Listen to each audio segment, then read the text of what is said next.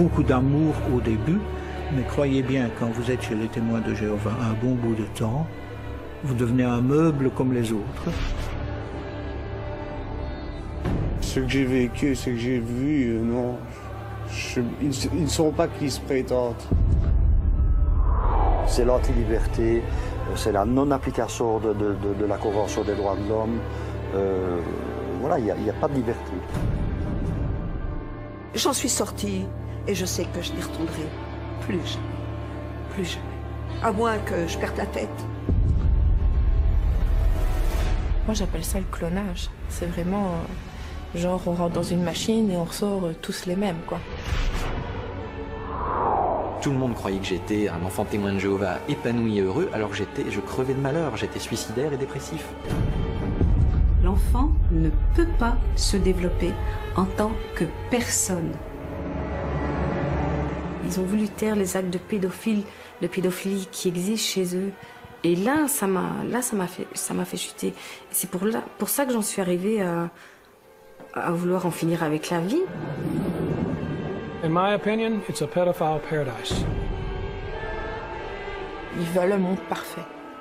Donc ils donnent l'image qu'ils sont parfaits.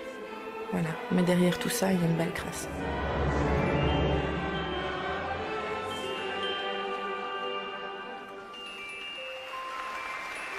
Vous avez remarqué les termes utilisés dans le verset par Paul?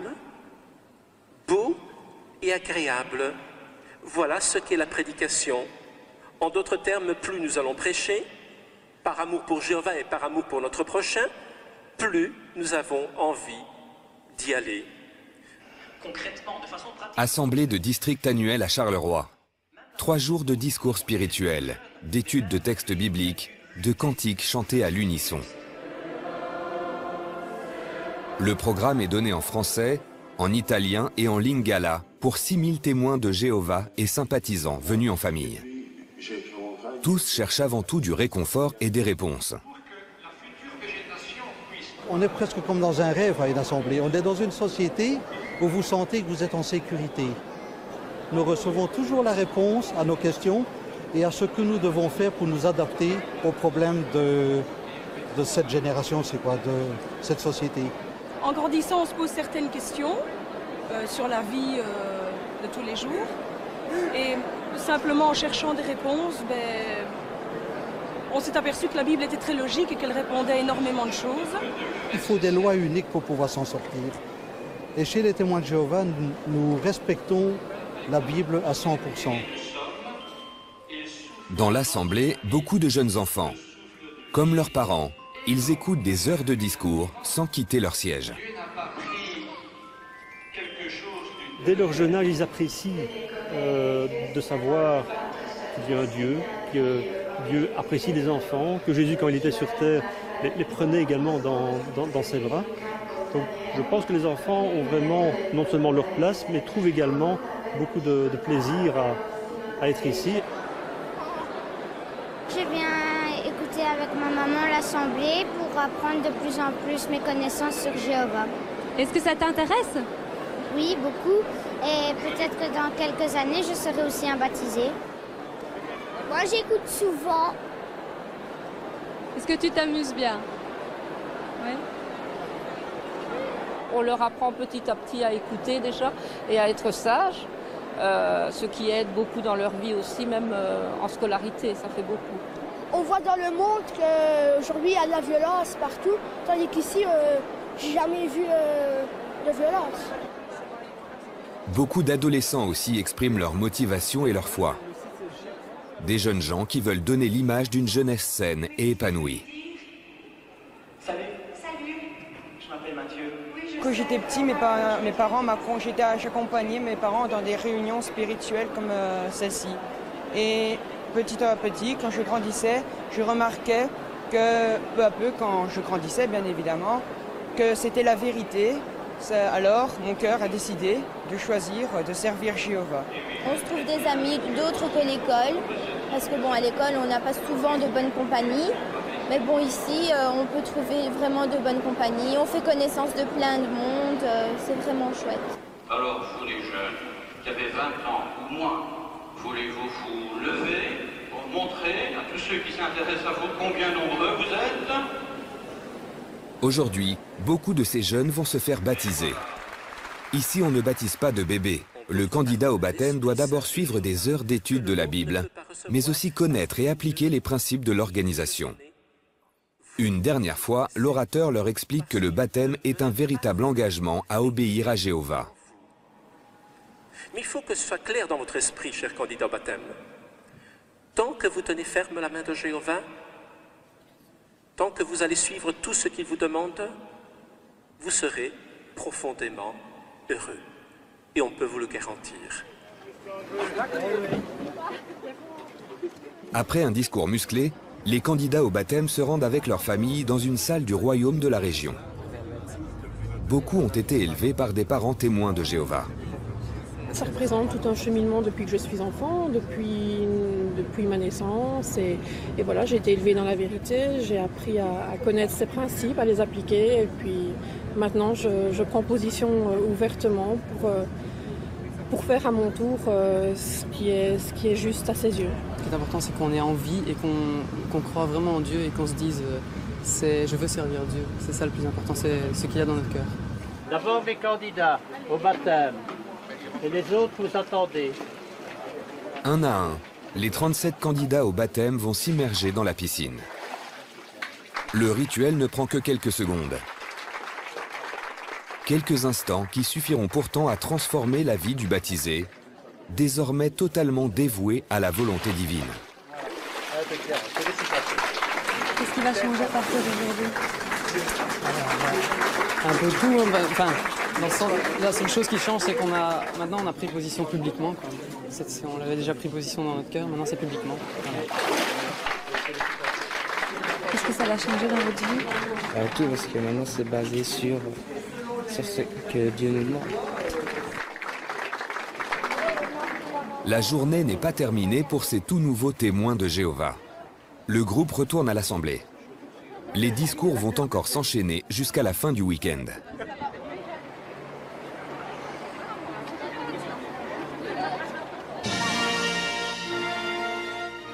Nous avons voulu en savoir plus sur les règles que suivent près de 7 millions de témoins de Jéhovah dans le monde. Leur siège central est basé à Brooklyn, aux États-Unis, et porte le nom de Watchtower. Pas de chef, mais un collège d'une dizaine d'hommes. Ils dirigent l'organisation en donnant les mêmes directives divines à toutes les congrégations du monde. Is the world. That's the world of mankind. Yea, and the hour is coming when all shall be privileged to hear his blessed. C'est un certain Charles Russell qui lance en 1871 des groupes d'études bibliques. Rapidement, il fonde la Watchtower, propose une lecture de la Bible corrigée et annonce la fin du monde pour 1914. D'après Russell, le monde sera détruit à Armageddon et Jéhovah établira un paradis éternel sur terre. Imaginez le paradis rétabli sur la terre.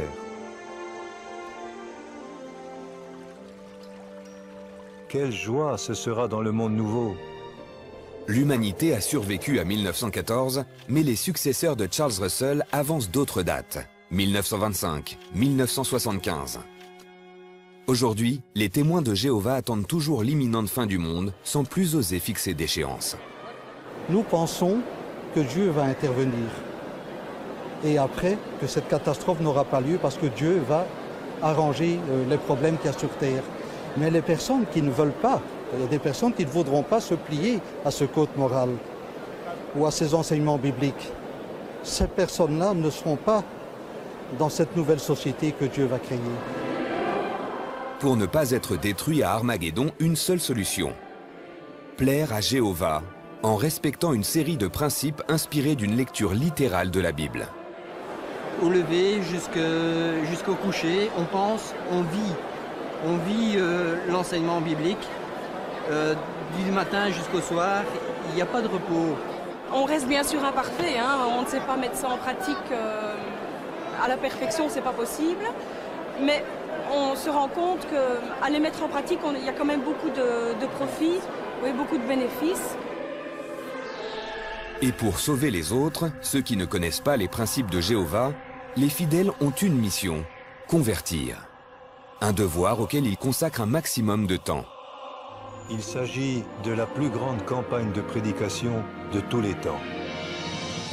Pour les aider dans leur campagne, la Watchtower édite des publications tirées à plus de 30 millions d'exemplaires et traduites en 81 langues. En Belgique, les témoins de Jéhovah sont près de 24 000.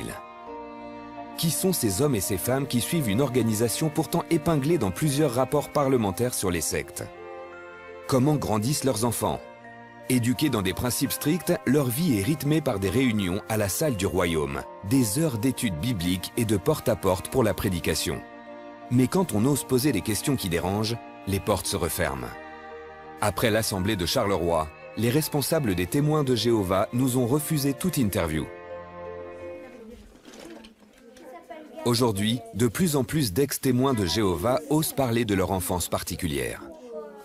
Qu'est-ce qu'elle faisait pas, maman, quand elle était petite? Elle faisait pas Noël. Parce que t'étais pour Jésus. Bien. Témoin de Jéhovah. Oui, témoin de Jéhovah. Oui.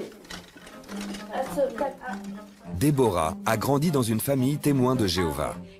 Elle a quitté l'organisation il y a 10 ans pour que ses 2 filles reçoivent une autre éducation. Elle décrit un monde rempli d'interdits. Pas de Noël, de Saint-Nicolas, d'anniversaire, aucune fête attribuée à ce que les témoins de Jéhovah appellent la fausse religion. Quand j'étais à l'école, donc en primaire, j'avais garni un sapin avec une seule boule. Et ma petite camarade de classe qui était témoin de Jéhovah, elle a vite été le dire à ses parents le soir, qui ont téléphoné chez moi. Et du coup, on m'a dit que si je ne demandais pas pardon, ben, j'allais être détruite. Je faisais pas plaisir à Jéhovah, donc j'allais mourir. Ça vous faisait peur? Oui, parce que j'avais son âge, j'avais 8 ans, quelque chose comme ça.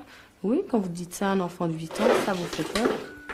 On est renfermé, on est stressé et on devient dépressif. Et quand vous avez peur, vous êtes renfermé sur vous-même, vous ne regardez pas l'extérieur, vous obéissez, vous finissez par avoir des œillères pour ne pas avoir le monde extérieur.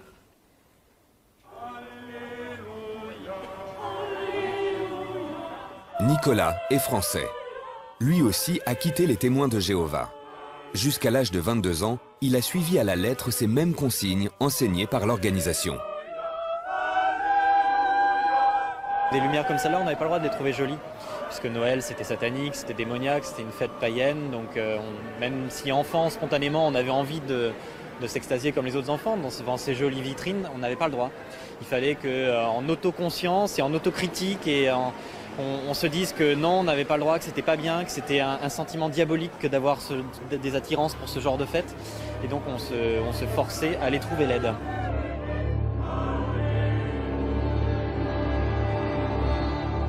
Quand vous êtes petite, on vous dit, tu dois obéir à ce que Jéhovah veut, à ce qu'on te demande de faire, parce que sinon tu ne vas pas être sauvée le jour d'Armageddon. Donc tu vas être détruite. Donc quand vous êtes enfant, vous avez cette peur-là de ne pas être sauvé, de ne pas vivre dans le paradis, parce qu'on vous dit que vous allez vivre dans un paradis sur terre. J'avais très peur, parce que tous les soirs, je faisais ma prière, donc à Jéhovah, et j'avais peur, on vous parlait souvent, quand vous êtes petit, des démons. De Satan et tout ça.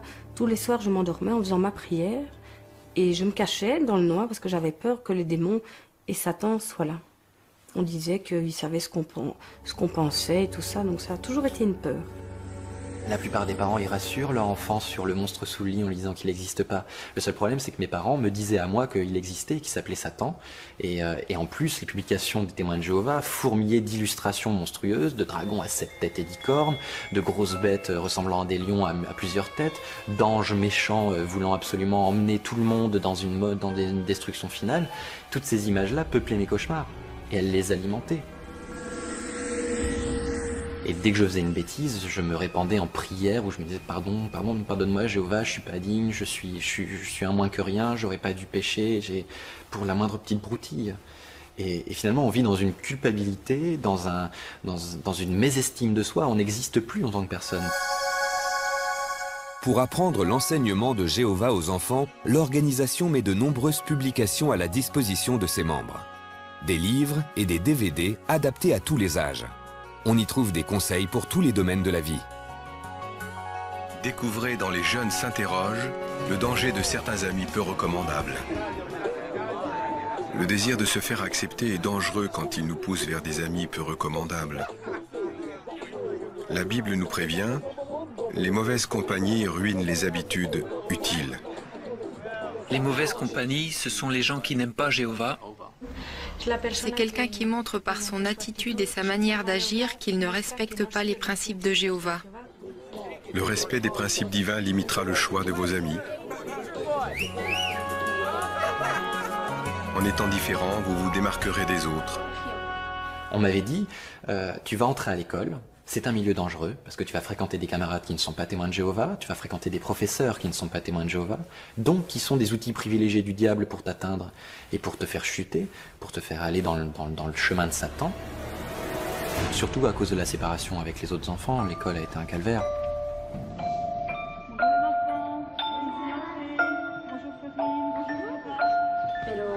En tant que témoin, tu subis pas mal de pression. Les autres pensent que t'es bizarre, que t'es dans une secte ou un truc un peu mystique. Donc on me tapait dessus, on me crachait dessus. On me tapait dans le dos dans la classe pour pas que j'écoute. Chaque fois que j'allais à l'école, j'avais mon cœur qui battait fort. Finalement, on commence son enfance et on finit par continuer sa vie dans un syndrome de persécution programmée où on se dit que c'est normal et qu'on doit être persécuté parce que c'est la preuve qu'on est dans la vérité. Bon les enfants, vous allez copier le texte suivant. Il commence par une question. La Terre a-t-elle toujours ressemblé à ce qu'elle est aujourd'hui? On a une obligation de prosélytisme sur ces enfants-là, en milieu scolaire. On nous dit, puisqu'ils ne sont pas dans la vérité, ils vont mourir. Là où les témoins de Jéhovah espèrent un Armageddon qui détruira tous ceux qui ne sont pas témoins de Jéhovah et un paradis dans lequel ils pourront vivre éternellement. Et donc la seule solution pour les sauver, c'est de les enseigner, donc faire un prosélytisme intensif.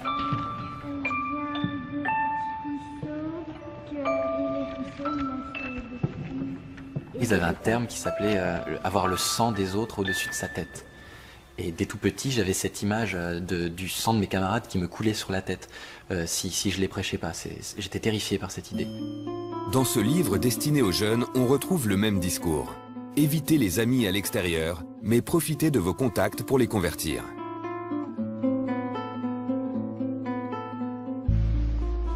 Éduqué par des parents témoins de Jéhovah jusqu'à l'âge de 16 ans, Franz n'avait pas le droit d'avoir des amitiés en dehors du mouvement.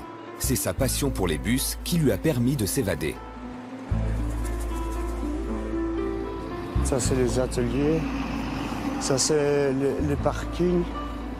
C'est ici qu'il s'est fait ses premiers amis dans le monde, c'est-à-dire en dehors des témoins de Jéhovah. D'abord en tant que voyageur, puis comme passionné accueilli par les mécaniciens. Sans l'État, puis sans eux-mêmes, les véhicules et la société elle-même, me faire connaître d'autres gens que les témoins de Jéhovah, parce que c'est pas vraiment que des témoins de Jéhovah qu'il y a dans les bus. Ben, ça m'a beaucoup aidé, quoi. Ça m'a aidé à me construire, quoi. Mais quand Franz a quitté l'organisation, le plus difficile pour lui a été d'oser se déplacer sans crainte dans le monde extérieur. Je voyais que des témoins de Jéhovah, c'était la maison, c'était chic. Et je voulais... Une fois, je me suis mis à partir en bus. Je me sentais invincible dedans parce que c'est quand même une grosse masse. Puis on voit des autres têtes qui montent, de gens, qu'ils étaient des gens du monde. Et je cherchais quelque chose, une faille ou quoi, qu'on me disait.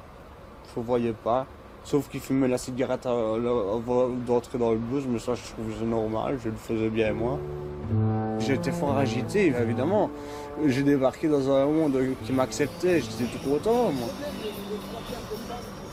Les témoins de Jéhovah, j'étais rien. Si j'étais encore là-dedans maintenant, je serais rien. Je serais devenu fou. Moi, je dirais que si j'étais pas sorti de là, ben, je serais 10 pieds sous terre, quoi, déjà. Les souffrances décrites par ces ex-témoins de Jéhovah, Sonia Jougla les connaît bien. Dans son cabinet de psychothérapeute, les ex-adeptes qu'elle reçoit vivent très souvent les mêmes difficultés. Ce qui est grave, c'est que l'enfant ne peut pas se développer en tant que personne, en tant que ce qu'il est. Il ne peut devenir que ce à quoi on l'a formaté, ce qu'il doit être pour faire plaisir à Jéhovah. On pourrait dire qu'ils ont un nanisme affectif. Ils ne peuvent pas se développer sur le plan émotionnel et affectif et sur le plan psychologique. On peut parler de maltraitance? Tout à fait. Les loisirs, les sports, la musique, rien n'est choisi au hasard chez les témoins de Jéhovah. Quand elle était adolescente, Lisa n'avait pas le droit d'écouter du rock. Aujourd'hui, elle a quitté l'organisation et a élargi sa culture musicale.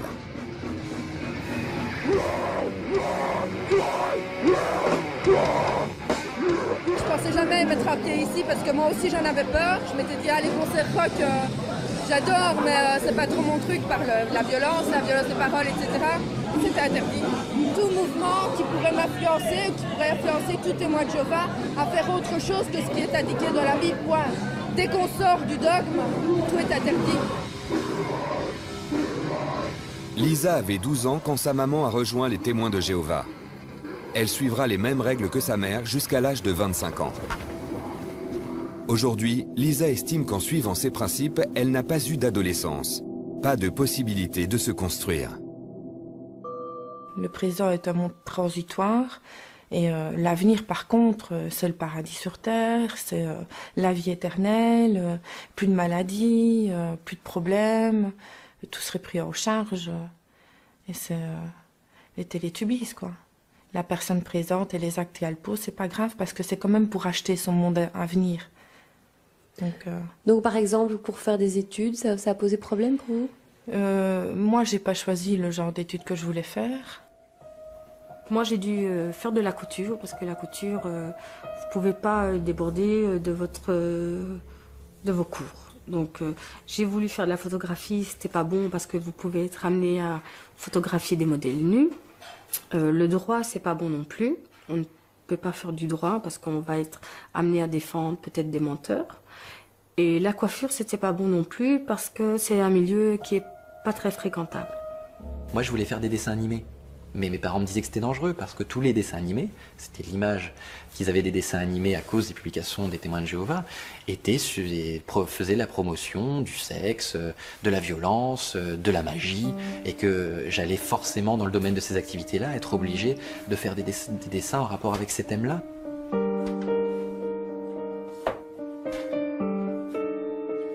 Jacques Luc, lui, avait déjà terminé ses études quand il est devenu membre de l'organisation. En 40 ans chez les témoins de Jéhovah, il a eu le temps d'étudier les publications de la Watchtower. Ses principes et ses directives qui concernent les jeunes, il les connaît presque par cœur.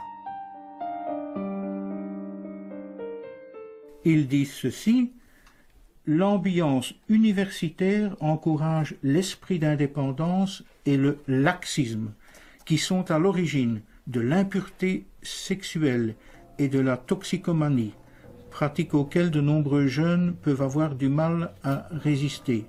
Nous incitons les jeunes à continuer d'acquérir la connaissance, celle de la Bible, parce qu'elle conduit à la vie éternelle. En d'autres mots, oui, faire des études supérieures, c'est la source de tous les maux. Les responsables des témoins de Jéhovah ont refusé l'interview face à la caméra. Mais au téléphone, voici ce qu'ils nous répondent quand on les interpelle sur l'accès aux études supérieures. Dans certains cas, il y a des études universitaires qui peuvent être dommageables. Par exemple? Par les fréquentations. Le milieu universitaire est dangereux, on peut rencontrer de mauvaises personnes. Nous ne voulons pas dire ça parce qu'il y a pas mal de témoins de Jéhovah qui ont fait des études universitaires et ils s'y sont bien trouvés. Et au contraire, on encourage les enfants témoins de Jéhovah de faire de bonnes études. Donc c'est un peu un double langage, hein. Ils sont obligés d'en avoir, des gens qui font des études supérieures, mais ils ne vont pas l'encourager. Au contraire, des discours récents montrent qu'ils vont plutôt faire en sorte que les jeunes ne fassent pas d'études. Invece di perseguire alta educazione, sarebbe bene crescere nella conoscenza di Geova. Vogliamo lodare tutti coloro nell'uditorio che hanno smesso di frequentare l'università quando sono venuti nella verità e tutti coloro che dopo aver ascoltato questo discorso faranno la stessa cosa. Pour nous convaincre de la bonne intégration de leurs membres dans la société, les responsables des témoins de Jéhovah nous ont offert cette brochure. Une véritable compilation de références pour prouver le bien-être et l'adaptation sociale des adeptes. Une très sérieuse étude du professeur Saroglu de l'Université catholique de Louvain y est même citée. Il est apparu que ces personnes ont bien des croyances essentielles pour l'adaptation au monde et pour le bien-être. Nous avons voulu en savoir plus sur l'étude du professeur Saroglu. Les conclusions de ses recherches ont-elles été correctement citées dans la brochure? Les principes de Jéhovah mènent-ils réellement au bien-être? C'est pas faux, c'est une partie de la réalité. Une réalité qui est incomplète, ne reflète pas la totalité de l'enjeu dont il s'agit ici. L'autre partie de la vérité oubliée dans la brochure, la voici. Nous sommes tentés de croire que le bonheur trouvé à l'intérieur de ces groupes a quelque part un prix, celui de la liberté. Perdre sa liberté de choisir, de décider. C'est aussi ce que constatent les psychologues sur le terrain. C'est pas la démocratie, la laïcité, tout ça qui est important, c'est Jéhovah. C'est Jéhovah qui passe d'abord partout. Donc ils ne peuvent pas être des citoyens, ils ne peuvent pas penser par eux-mêmes, ils ne peuvent pas voter, ils ne peuvent pas avoir une décision quelconque, puisque ce qu'il faut faire, c'est écrit quelque part. Ils n'ont qu'à suivre le mode d'emploi, le prêt-à-penser de ce qui est écrit. C'est tout.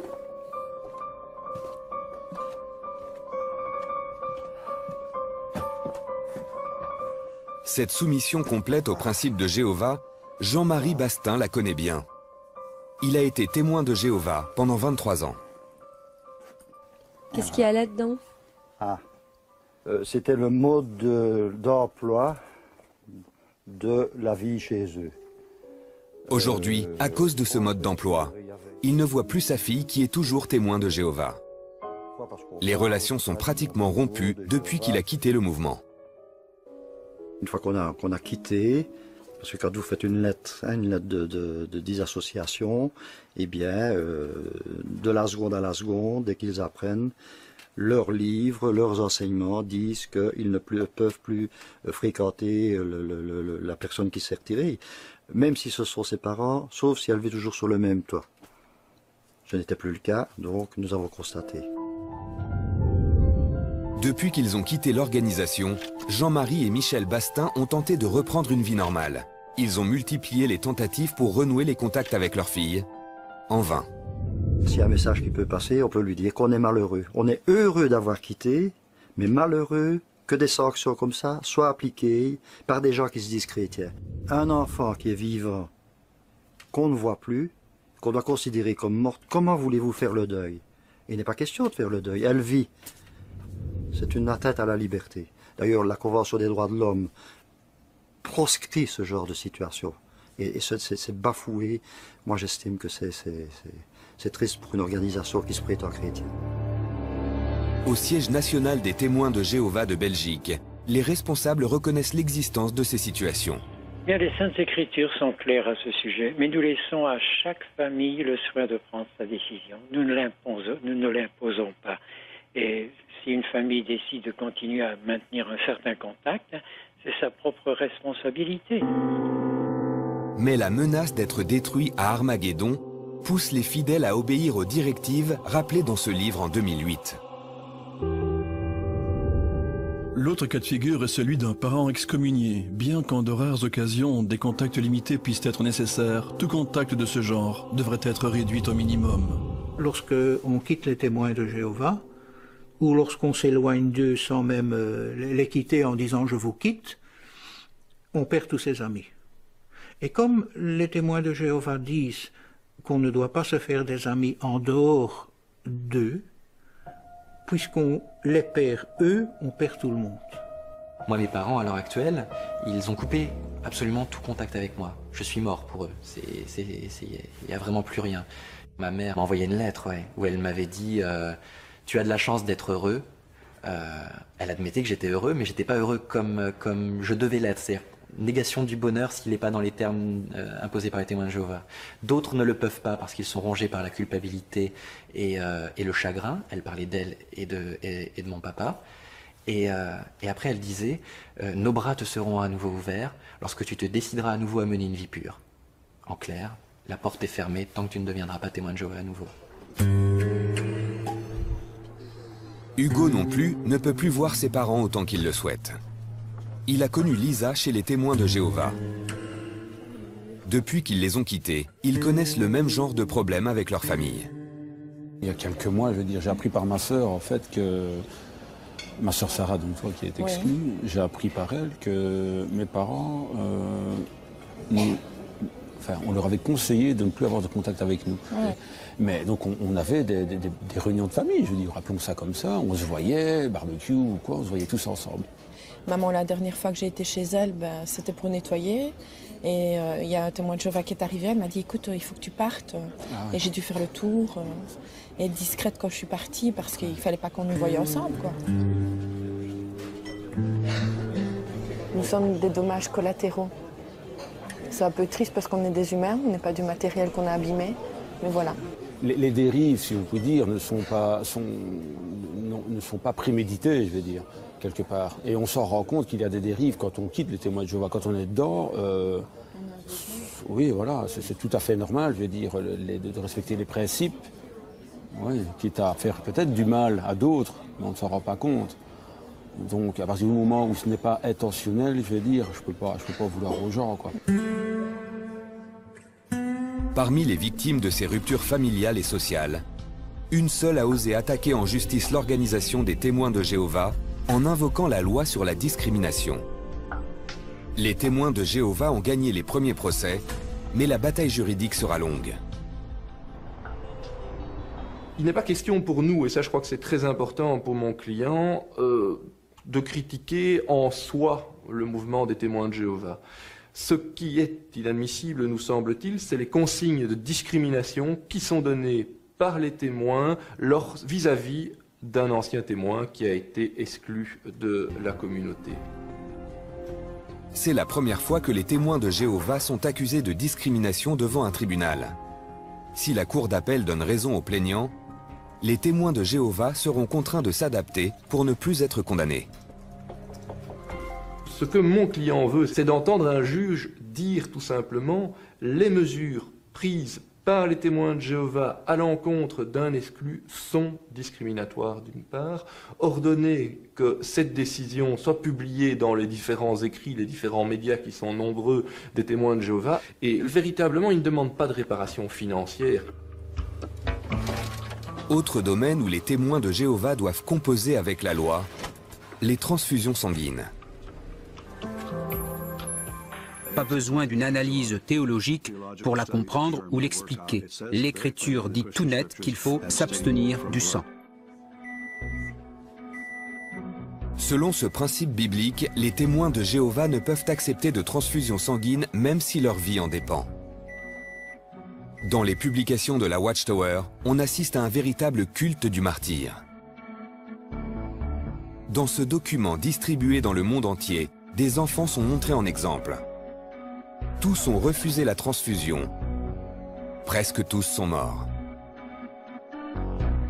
Du coup, dès 6 ans, j'étais prêt à mourir et même à arracher l'aiguille, parce qu'on nous fournissait plein d'exemples dans les tours de garde d'enfants qui héroïquement avaient arraché l'aiguille de leurs bras plutôt que d'avoir une transfusion sanguine. Et donc, moi, je voulais même, plus que ça, je voulais même avoir un accident, être mis dans une situation de risque où ma vie était en danger pour prouver ma fidélité à Jéhovah en refusant une transfusion sanguine. J'avais envie d'être mis dans la tour de garde comme un exemple. Quand un médecin se trouve face à un témoin de Jéhovah qui refuse la transfusion, il doit choisir entre deux logiques. Respecter le droit du patient à choisir son traitement ou suivre l'éthique médicale en donnant les meilleurs soins. Ma pratique à moi est de respecter le désir du patient, quelle que soit la raison de ce désir. Chez les enfants, la situation est évidemment totalement différente. Et chez les enfants, c'est l'éthique médicale qui prend le dessus et donc le médecin qui décide de faire ce qui est le mieux pour le patient au moment donné. En Belgique, une loi permet, si c'est nécessaire, de suspendre l'autorité parentale le temps d'administrer le traitement adéquat à l'enfant. Pourtant, les témoins de Jéhovah n'ont pas toujours tort de refuser la transfusion. Aujourd'hui, de nouvelles techniques permettent de l'éviter. Les médecins disposent désormais de techniques efficaces utilisables sur les patients qui, pour diverses raisons, refusent les transfusions. On pense pouvoir bientôt appliquer ces nouvelles techniques à tous. Les témoins de Jéhovah surfent sur ces avancées scientifiques pour prouver à leurs adeptes qu'ils ont raison de refuser la transfusion. Dans un DVD, ils ont compilé les interviews des plus grands spécialistes mondiaux du sujet. Ce DVD de propagande a été condamné en France par l'Académie nationale de médecine qui dénonce banalité et approximation. Le docteur Van der Linden, médecin de renommée internationale, y a pourtant participé. A-t-il été manipulé? Je n'ai pas eu cette impression. Si je l'avais eu, je pense que je n'aurais pas participé et mes collègues n'auraient pas participé non plus. Mais il est évident que, et je le regrette un peu, c'est que de temps en temps, les médecins vivent un peu dans leur tour et ne se rendent peut-être pas nécessairement compte de toutes les implications que leurs démarches peuvent avoir. La démarche ici, en tout cas, était clairement une démarche qui était une démarche d'information, d'abord dirigée vers le milieu médical, puis dirigée vers le patient, mais le patient lambda, pas uniquement le patient témoin de Jéhovah. Nicolas, lui, se sent victime d'une manipulation. Fort de tous les arguments appris chez les témoins de Jéhovah, il a soutenu des parents en France qui refusaient le sang pour leur petite fille souffrant d'une leucémie. Les parents tenaient absolument à ce qu'elle ne soit pas transfusée. Et nous tous, parce que moi j'étais témoin de Jéhovah à l'époque, on les soutenait. On leur envoyait des lettres, des cartes postales. On faisait le pied de grue à l'hôpital pour les soutenir en disant c'est une bonne décision, il faut que vous teniez bon, parce que de toute façon, même si le pire arrive, vous la reverrez dans le paradis. Et les parents, finalement, ils ont complètement perdu pied par rapport à la situation. Ils se rendaient plus compte de ce qui se passait. Ils étaient emportés par cette foule de gens qui leur disaient vous faites le bon choix. Il vaut mieux qu'elle meure plutôt qu'elle prenne du sang. Et on est tous complètement aveuglés là-dedans. Et puis un dimanche matin, lors d'une réunion, celui qui fait l'introduction de la réunion dit avant de commencer cette réunion, j'ai le malheur de vous annoncer la disparition de la petite Léa qui est disparue la nuit dernière. Mais dans son dernier moment de conscience, elle a demandé au médecin de ne pas être transfusée. Ça m'émeut toujours quand j'en parle. Parce que je me dis, comment est-ce qu'à 6 ans on peut avoir un tel discours? Comment est-ce qu'on peut dire qu'un enfant n'est pas manipulé quand à 6 ans, il dit au médecin, dans son dernier moment de conscience, je veux pas être transfusé? Oui, c'est dangereux. Les dangers que dénonce Nicolas ont été entendus par la commission parlementaire française sur les sectes et les mineurs. Dans le rapport rendu par cette commission en 2006, les témoins de Jéhovah sont épinglés à de nombreuses reprises. Partout où il y a non-respect de la personne humaine, les enfants sont en danger. Chez les témoins de Jéhovah, comme nous l'avons rapporté dans notre rapport parlementaire, comme dans d'autres organisations. Ce n'est pas propre à cette organisation en particulier. Nous, ce que nous souhaitons, c'est de préserver évidemment la loi française et l'intégrité de la personne, notamment des enfants. En Belgique aussi, les parlementaires travaillent sur ces questions. Après un premier rapport sur les sectes en 1997, un groupe de travail fait de nouvelles recommandations en 2006.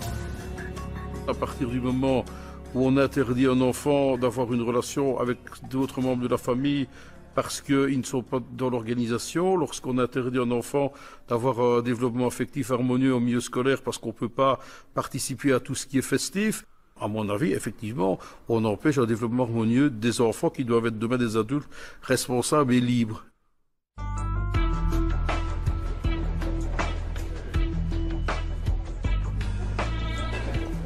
Le monde associatif aussi s'inquiète. Le 29 septembre 2008, un collectif d'associations a rendez-vous à la Commission européenne. Ils sont venus dénoncer des faits encore plus inquiétants. Nous avons demandé à être reçus par le président de cette commission, la Commission européenne, pour parler d'une face cachée de cette organisation américaine des témoins de Jéhovah, c'est-à-dire des agressions sexuelles, entre autres. Bien sûr, il y a d'autres choses, mais cette face est encore très cachée. Et aujourd'hui, nous avons l'envie de le dire haut et fort parce que se taire serait être complice. Silent Lambs, mon organisation, a été contactée dans les 8 dernières années par 7000 victimes de cette religion. Nous voulons être leur porte-parole et ne plus être des agneaux silencieux. Bill Bowen connaît bien les principes des témoins de Jéhovah. Il les a pratiqués pendant 40 ans aux États-Unis et il avait même des responsabilités au sein de l'organisation.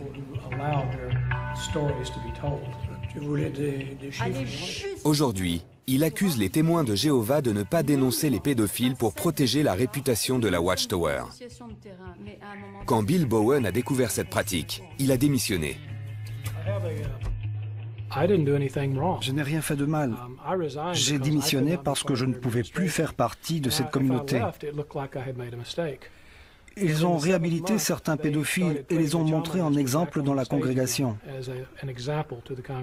Je suis allé trouver les anciens pour leur dire qu'ils agissaient mal. Je ne pouvais plus supporter d'assister à la moindre réunion et voir ces pédophiles protégés. Plus inquiétant encore, Bill Bowen affirme avoir découvert l'existence d'une très longue liste de pédophiles secrètement gardés au siège mondial de la Watchtower. 3 personnes m'ont contacté. Une personne m'a dit plus de 20 000. Une autre m'a dit 23 720. Une troisième est venue avec un chiffre un peu plus élevé que les 2 précédents. À ce stade, je savais que j'avais un vrai chiffre. C'est ce que j'épingle sur mon site Silent Lambs.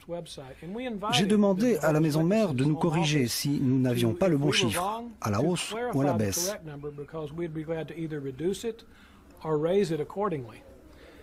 Et c'était plus ou moins un an après, dans un reportage de la BBC, ils ont dit que cela n'avait pas de sens de préciser le chiffre de la base de données.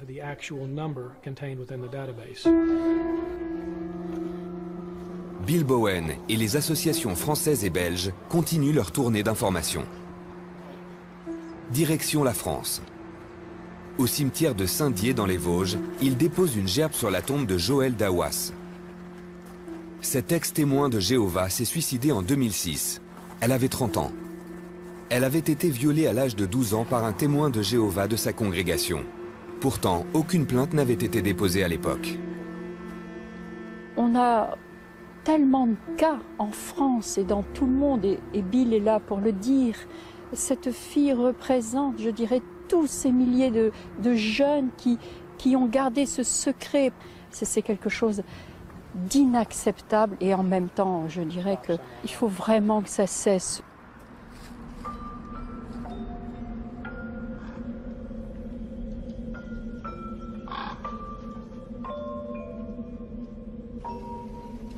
Myriam est la grande sœur de Joël. Elle n'était pas au courant du calvaire de sa sœur au moment des faits. Aujourd'hui, révoltée, elle retourne avec nous là où Joël a choisi de mettre fin à ses jours. C'était juste un mois après avoir enfin osé porter plainte contre celui qui l'aurait agressé 18 ans plus tôt. Voilà, c'est ici, c'est mise en face du champ avec sa petite voiture jaune et puis elle s'est enfermée à l'intérieur, elle a mis un CD, elle a écouté de la musique, avec sa bonbonne de gaz, d'alcool et des cachets. Et puis elle s'est laissée mourir là, dans son village natal. Le lieu de son enfance. Voilà. Puis là où elle a subi sa première agression sexuelle, c'était ici, avec ce témoin de Jéhovah. Donc je pense qu'elle a voulu donner une dernière preuve encore. Joël a grandi dans une famille nombreuse de ce petit village des Vosges. Avec ses sœurs, elle suivait sa mère chez les témoins de Jéhovah. Tous les dimanches matins, elle se levait tôt pour remplir son devoir de prédication. Un ami de la famille venait la chercher à la maison et la petite fille partait pour une tournée interminable. Tous les dimanches, elle savait ce qui l'attendait.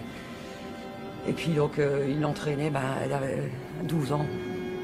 On se laisse facilement manipulés et puis entraînés là-dedans.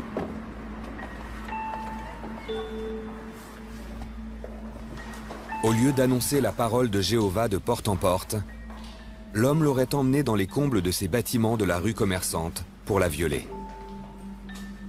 Un enfer qui se serait répété inlassablement tous les dimanches.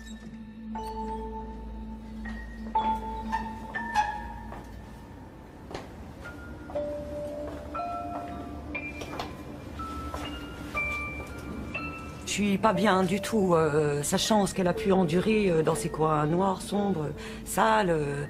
Ses premières expériences sexuelles, c'était pas là qu'elle devait les passer, puis pas comme ça en tout cas. C'est froid, et c'est triste pour elle, ma foi.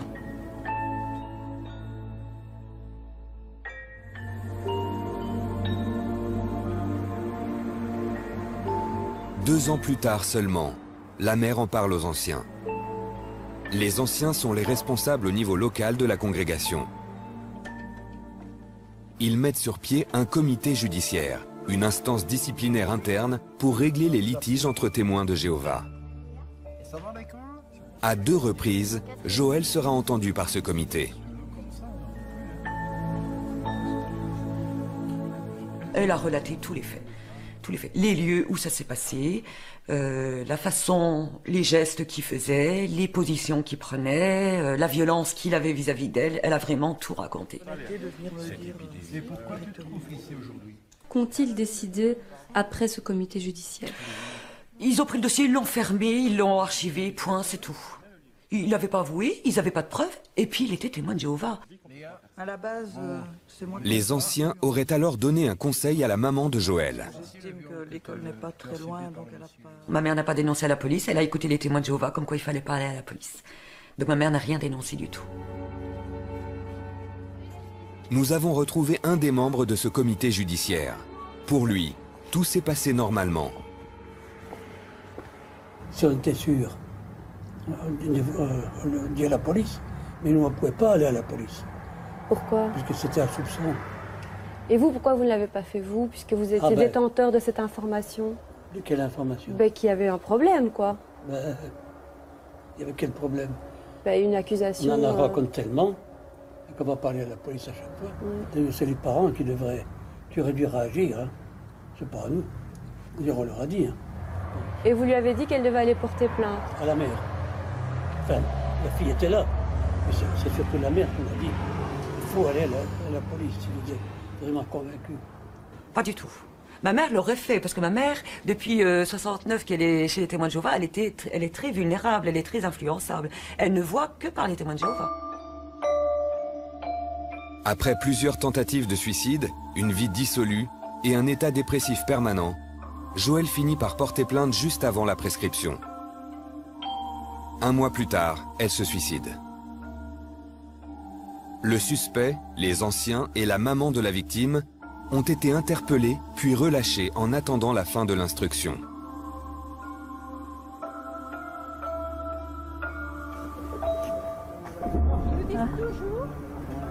À Bruxelles, Bill Bowen veut en savoir plus sur la situation belge. Il est reçu au siège national par des responsables qui affirment toujours dénoncer les faits de pédophilie. Ça se passe systématiquement ainsi. Écoutez, je ne peux pas vous dire ça dans une autre langue. On le fait systématiquement quand ça arrive. Systématiquement.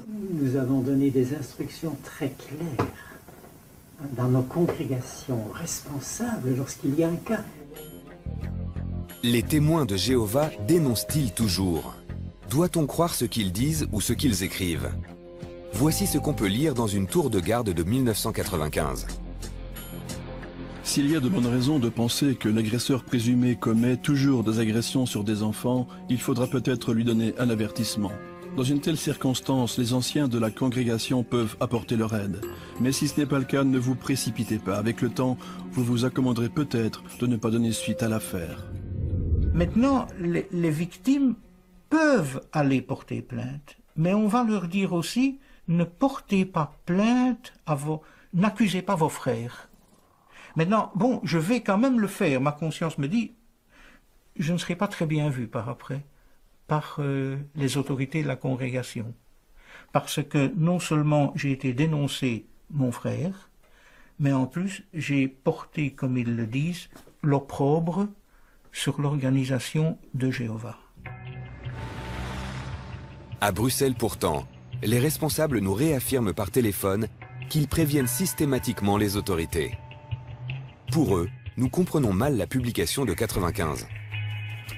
Nous avons pas mal de publications qui ont été faites ces dernières années montrant qu'il faut dénoncer l'agresseur, madame. Je vais vous envoyer quelques documents, n'est-ce pas, qui vous aideront à voir que notre point de vue est un point de vue merveilleux.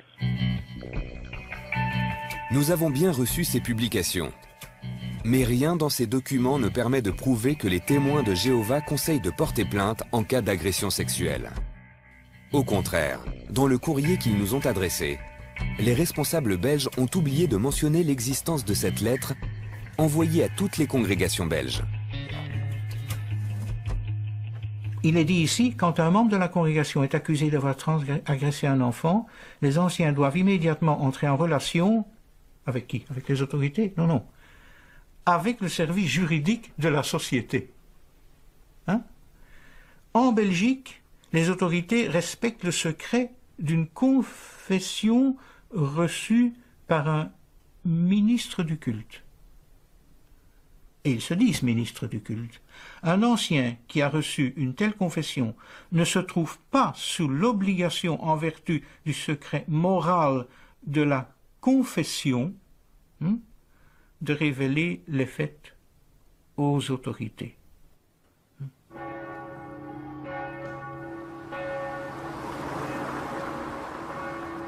Malgré l'existence de ces documents, les responsables des témoins de Jéhovah vont plus loin dans leurs affirmations.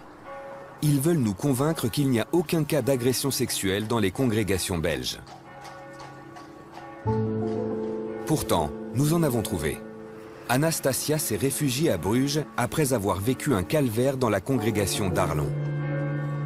Abusée à l'âge de 14 ans par un témoin de Jéhovah, elle dit aussi ne pas avoir été entendue. Pour moi, les victimes ne sont jamais crues, ils peuvent...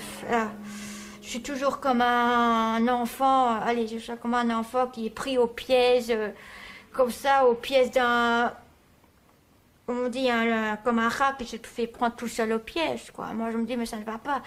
Je dis, je poche aussi aux autres enfants et tout. S'il commence à agresser aussi les autres, ça ne va pas non plus. Et qu'on cache encore tout ça, ça ne va pas, quoi. Il faut que tout ça cesse, quoi. À l'époque, la jeune fille n'a rien osé dire à ses parents. C'est à la police qu'elle s'est confiée et a tout de suite porté plainte. Les témoins de Jéhovah ont réagi. Ça les a un peu dérangés, quoi. Parce que pour eux, ça fait aussi une mauvaise marque pour leur congrégation, quoi. Rosalia Hayes fréquentait elle aussi la congrégation d'Arlon. Lors de cette affaire, les parents d'Anastasia s'étaient confiés à elle.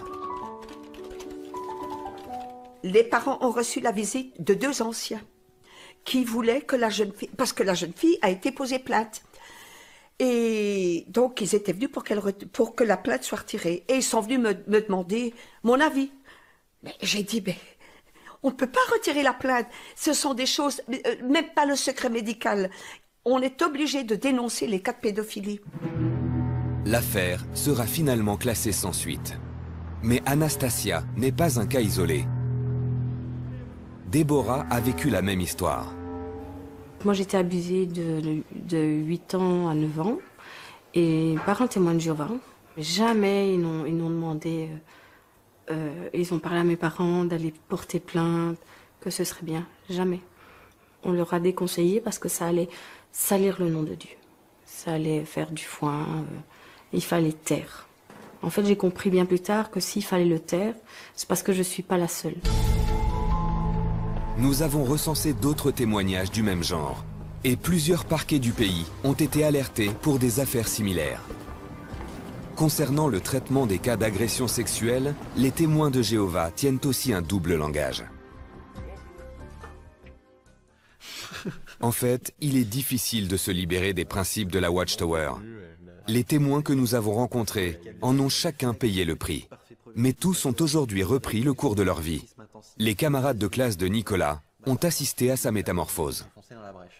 Au tout début, quand on t'a rencontré, tu étais complètement lisse, complètement très formaté, en fait, très formaté.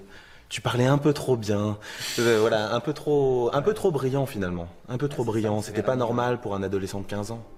Et voilà. Je suis moi. Je suis moi-même. Pour la première fois, je suis celui que j'aurais toujours dû être. Alors qu'avant, on m'imposait d'être quelqu'un d'autre, d'être un parfait petit prêcheur, d'être un soldat de Jéhovah. On vous dit, mais quand vous sortez du peuple de Dieu, vous ne pouvez pas être heureux. Donc, vous allez être malheureux. Ben moi, c'est l'inverse. Je suis sortie, j'ai fait mes dépressions à cause des témoins de Jéhovah, et je m'en suis relevée, et maintenant, je suis heureuse. Grâce à mon mari et à mes enfants. On dit que la sérénité n'a pas de prix, donc j'ai pris mon envol, j'ai repris ma liberté. Pour me reconstruire et apprendre à me connaître, me retrouver. Je regrette d'avoir été manipulé et je regrette particulièrement d'avoir été moi-même un manipulateur. C'est-à-dire d'avoir joué le rôle de transmettre cette manipulation aux autres.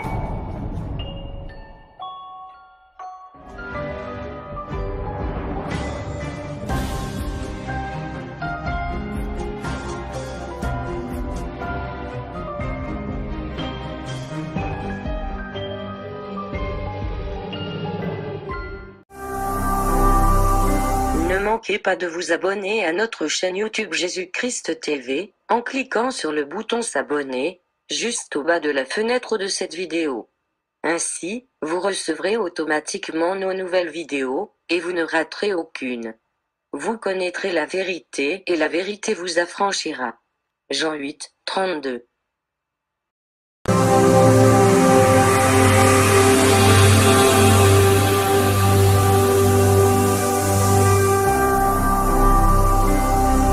Jésus-Christ TV,